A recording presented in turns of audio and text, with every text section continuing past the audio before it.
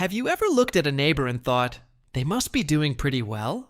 Maybe they drive a newer car than you. Maybe their lawn looks perfect. Maybe packages show up at their door every other day. Maybe they go on vacations, upgrade their patio furniture, host cookouts, and somehow always seem to have something new. And then one day something small happens. Their car needs tires. The water heater breaks. Property taxes come due. Their kid needs dental work. And suddenly the mask slips. The person who looked comfortable is panicking over an expense that should not have been life-changing. That is the strange thing about money in modern life. Being broke does not always look like being broke anymore. Sometimes broke looks like a leased SUV, a giant grill, a full driveway, and a front porch full of Amazon boxes. Sometimes broke wears nice shoes, takes beach trips, and posts steak dinners online. The real question is not, does this person own nice things? The real question is, does this person have margin? Because secret financial trouble is not always about income. It is about pressure. It is about the gap between what someone is trying to look like and what their bank account can actually support. And once you know what to look for, the signs are everywhere. Not because we should judge people, but because these signs can teach us what not to become. So today, let's talk about 10 signs your neighbor might be secretly broke, even if everything on the outside looks completely normal. And by the end, you may realize something uncomfortable. The most dangerous kind of broke is the kind that still looks rich from the street. Sign number 1, they upgrade visible things, but delay invisible things. This is one of the clearest signs of financial pressure hiding behind appearances. Your neighbor might have a new truck in the driveway, a new outdoor TV, new patio lights, maybe even a new hot tub. But look closer. The fence is rotting. The roof has missing shingles. The tires are bald. The garage door makes a sound like it is begging for retirement. The visible items get money because visible items create status. The invisible items get ignored because nobody compliments you for replacing insulation, servicing an HVAC system, or building an emergency fund. A person with strong finances usually spends money in a boring order. Safety first, maintenance first, insurance first, savings first, then toys. But someone under pressure often does the opposite. They buy what people can see and postpone what people cannot. And this is how a household slowly becomes fragile. A $900 repair becomes a $4,000 replacement. A delayed tire purchase becomes a dangerous blowout. A small leak becomes a damaged ceiling. The broke neighbor is not always the one with nothing. Sometimes it is the one with a perfect-looking driveway and a house full of problems they cannot afford to fix. Sign number 2, they talk about payments, not prices. This is a huge one. Listen carefully to how people describe purchases. A financially stable person may say, the car cost $38,000, or the furniture was $2,400. A secretly broke person is more likely to say, it was only $499 a month, or the payment is not bad, or we got approved. That word approved is doing a lot of work. It makes debt sound like achievement. But approval does not mean affordability. It only means a lender believes they can extract payments from you. There is a big difference. When someone thinks only in monthly payments, they stop asking the real question. How much of my future income did I just sell? That neighbor with the new SUV may not be rich. They may simply have converted the next 6 years of their paycheck into a car. That neighbor with the new furniture may not have extra money. They may have accepted 0% financing that quietly becomes very expensive if one payment is late. This is how broke hides. It does not say, I cannot afford this. It says, I can fit the payment. And once every part of life becomes a payment, the household may look upgraded while the person inside feels trapped. Sign number 3, small expenses create big emotions. This is one of the signs you only notice during normal life. A neighbor who seems comfortable suddenly becomes tense over a school fundraiser, a $70 dinner, a small HOA fee, a car registration renewal, or a minor home repair. They are not just annoyed. They are stressed. Their whole mood changes. Why? Because when someone has no financial cushion, every small expense feels like an attack. A stable household sees a $120 surprise and thinks, that is annoying. A fragile household sees the same $120 and thinks, what bill do we delay? That is the difference. Secretly broke people often live in a constant state of financial vibration. Everything feels like it could knock something loose. They may make decent money, but every dollar already has a job before it arrives. Mortgage, car payment, credit card minimums, personal loan, buy now, pay later apps, phone plans, subscriptions, insurance, groceries, daycare, gas, and suddenly there is nothing left. So when life asks for one more thing, they cannot absorb it. That is why small costs produce big reactions. It is not really about the $120. It is about the fact that there is no room left in the system. Sign number 4. Their lifestyle resets upward after every raise. This one is almost invisible because from the outside it looks like success. Someone gets promoted, changes jobs, receives a bonus, or starts making more money. Then within 3 months, their lifestyle quietly expands to consume it. Better car, better vacations, bigger dinners, more expensive kids' activities, more subscriptions, more house upgrades, more convenient spending. They tell themselves, we work hard. We deserve it. And maybe they do. But if every raise immediately becomes a new obligation, their financial position never improves. They are just running on a more expensive treadmill. This is why you can have 2 neighbors earning the same income and living completely different financial lives. One gets a raise and increases investments, pays down debt, builds cash, and buys freedom. The other gets a raise and increases payments, upgrades expectations, and buys pressure. 5 years later, one has options. The other has a prettier version of the same stress. Secretly broke people often do not stay broke because they never make enough. They stay broke because every increase in income becomes permission to increase lifestyle. And the cruel part is that lifestyle inflation rarely feels reckless while it is happening.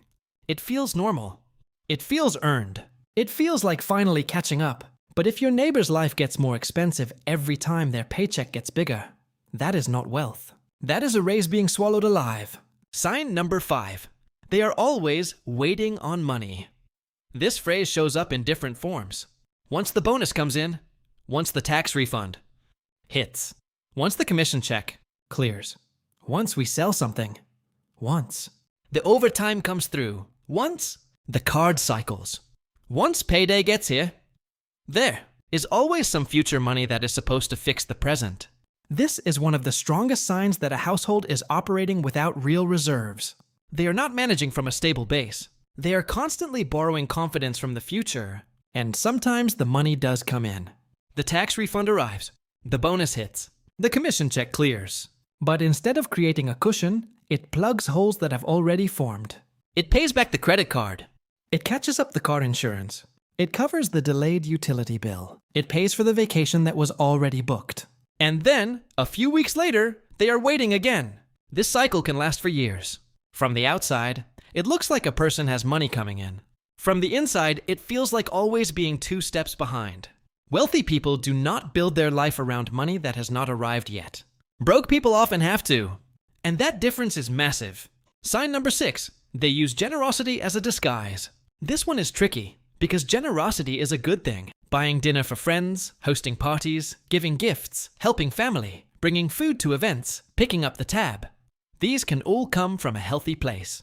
But sometimes generosity becomes a costume. A secretly broke person may spend money publicly to avoid looking strained privately. They do not want people to suspect anything, so they overperform. They insist on paying. They buy expensive birthday gifts. They host the biggest barbecue.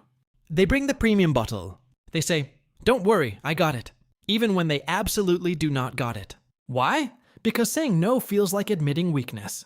And for many people, especially people who have built an identity around being successful, generous, or the one who has it together, financial limits feel humiliating. So they hide the truth with spending. The problem is that fake abundance is expensive. Spending money to prove you have money is one of the fastest ways to make sure you do not. Real generosity has boundaries. It comes from surplus. It does not require credit card debt or anxiety afterward. If someone is always performing generosity while quietly complaining about bills, that is not generosity. That is image protection. And image protection can bankrupt a person emotionally before it bankrupts them financially. Sign number 7. They are obsessed with what other people are buying. A financially secure person may notice what others have, but they do not build their identity around it. A secretly broke person often tracks everyone else's lifestyle like it is a scoreboard. Who got a new car? Who remodeled the kitchen? Who went to Disney? Who got a boat? Who upgraded their phone? Who joined the country club? Who sent their kids to private school? This comparison habit is dangerous because it creates pressure without information. You can see your neighbor's purchase. You cannot see their credit card balance. You can see the vacation photos. You cannot see the home equity loan. You can see the new truck. You cannot see the 84-month financing contract. But comparison does not care. It says, they have it, so maybe we should too. This is how entire neighborhoods become financially contagious. One person upgrades, another person feels behind, another person borrows, another person stretches, and suddenly everyone is pretending together. The most financially dangerous sentence in the suburbs might be, everyone around here does it, because maybe everyone around here is broke. Maybe the whole street is one emergency away from panic. Maybe the nice lawns are hiding negative net worth. A person who constantly measures themselves against visible consumption is not moving toward wealth. They are moving toward performance. And performance is expensive. Sign number 8. They avoid honest money conversations. Secretly broke, people often become very skilled at changing the subject. Ask about investments, savings, retirement, emergency funds, or debt, and suddenly the conversation becomes vague. They joke, they deflect. They say, who can save in this economy? Or, we'll worry about that later. Or, you only live once. They may talk confidently about expensive things, but become uncomfortable around simple financial truth. This is because honest money conversations require numbers. And numbers remove the costume. It is easy to feel successful when you talk about your house, car, job title, vacation, or upgrades. It is harder when someone asks, how much do you actually keep? How many months could you survive without income? Are you investing consistently? What is your debt-to-income ratio? What is your net worth? These questions are uncomfortable because they separate appearance from reality. A person can have a nice house and be one missed paycheck from disaster. A person can have a high income and a negative net worth. A person can look middle class and be financially stronger than someone who looks rich. Secretly broke people often avoid these conversations, not because they are stupid, but because the truth is painful. They know deep down that the lifestyle is heavier than the foundation. Sign number 9. They finance temporary feelings. This is one of the most human signs, and honestly, a lot of people fall into it. Life gets stressful, work is exhausting, marriage is tense, kids are expensive, the world feels chaotic, and buying something creates a short burst of control. A new outfit, a new gadget, a weekend trip, a restaurant meal, a home decor upgrade, a bigger TV, a fancy coffee every day. None of these things are evil by themselves. The problem is when spending becomes emotional anesthesia. Secretly broke people often use money they do not have to purchase feelings they cannot keep. They buy relief. They buy confidence. They buy distraction. They buy the feeling of progress when nothing underneath has improved. But temporary feelings become permanent payments.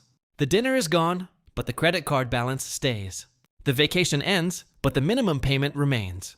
The new phone becomes normal after 2 weeks, but the installment plan lasts years. This is one reason financial stress can become circular. Stress causes spending. Spending causes debt. Debt causes more stress, and more stress causes more spending. From the outside, it looks like someone enjoys life. From the inside, they may be using consumption to survive emotionally. And that is not something to mock. It is something to understand, because the same trap is waiting for all of us if we are not careful. Sign number 10. They have no boring money habits. This might be the biggest one. Real financial stability is boring. It looks like automatic investing. It looks like driving a car after it is paid off. It looks like meal planning. It looks like reading insurance documents. It looks like comparing interest rates. It looks like maintaining an emergency fund. It looks like saying no to things you could technically buy. It looks like boring index funds, boring savings transfers, boring debt payoff, boring budget meetings, boring maintenance, boring patience. Secretly broke people often have excitement without structure. They have big plans, but no system. They have goals, but no automatic transfers. They want to invest, but only after things calm down. They want to save, but only after this month. They want to pay off debt, but only after the next purchase. Their financial life depends on motivation, and motivation is unreliable.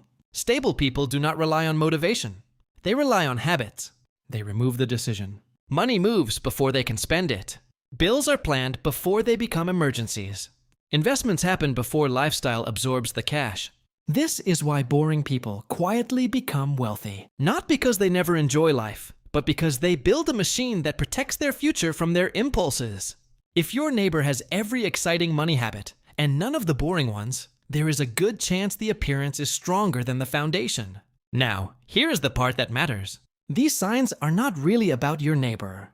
They are about you and me.